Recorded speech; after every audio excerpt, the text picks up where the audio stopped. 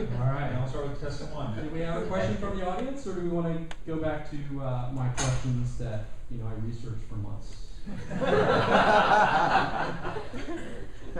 You want to ask a question? Hold on, don't talk into your microphone. What's the biggest social media mistake that you made for your client, and how did you rectify it? So how about can we pick? Hold on, I reshape it. Well, no. Well, no. Because they can just have a bigger fish story. It's like, oh, I really screwed up and I recovered. How about plus I submitted this back in August. How about we say, how do you recover from a social media mistake? Nice. Okay. That's good.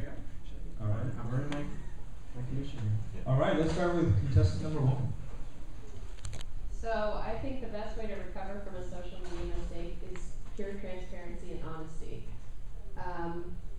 It's a pretty simple answer, basically. People see through the bullshit and the smoke and mirrors, and if you try and go back on your word or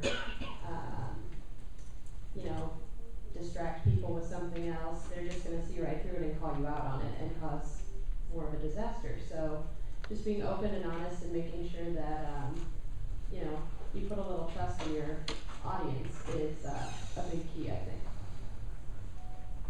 Okay. Yeah, I'll start with a story, and I end up in almost the same short place. story. What's that? A short story? A very short story. We were trying to set up a robot tweet system that would send out tips every 13 hours, and my intern screwed it up, and it sent them out every 10 minutes all night long. And we lost about 30 followers by the next morning, and I was just like shamefaced and apologized and said I'm sorry, and we had a few people say thank you. I never knew you guys sent out these tips. These are fantastic.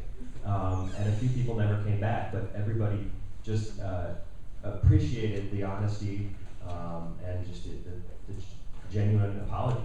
Said we screwed up. Sorry, we won't do it again. And I think that's what it comes down to. So essentially, I agree with you.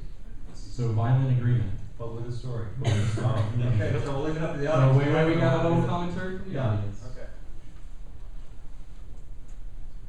I was gonna say I agree with one, but the one thing that I would add to that is also assess the damage of it, because you're not going to make everybody happy all the time. So, and this may be kind of a little bit of a tangent from the mistake, but if somebody's unhappy, you might want to assess the damage before you even really bring it up and see if it's going to go away. So kind of have that timeline in place as well as when do you need to assess it, and then once you determine you do need to, then that's when transparency comes in. Okay. Other commentary? All right. Saving it to be a contestant? All right, let's do the voting. Contestant number one, what do we have? We have 3, 4, 4, 4, 3, 3, 4, 4, 4, 5, 4, 4, 4, 4, 4, 5, 4, 4, 5, 4, 4, 4, 4, 3, 4, 4, 4, 4, 4, 3, 3, 4, 4, 4, 4, 4. All right, that sounds pretty good. Let's see what we have. Contestant number two with a story. 1, 3, 3, 4, 4, 3, 2, 2, 3, 4, 4, 3, 3, 3, 3, 4, 4, 4, 3, 3, 2, 4, 4, 4, 4, 3, 3, 5, 3, 3, 2, 5.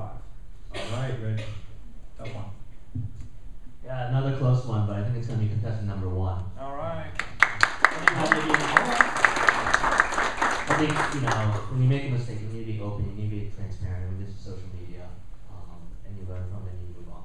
All right. Thank you very much for playing.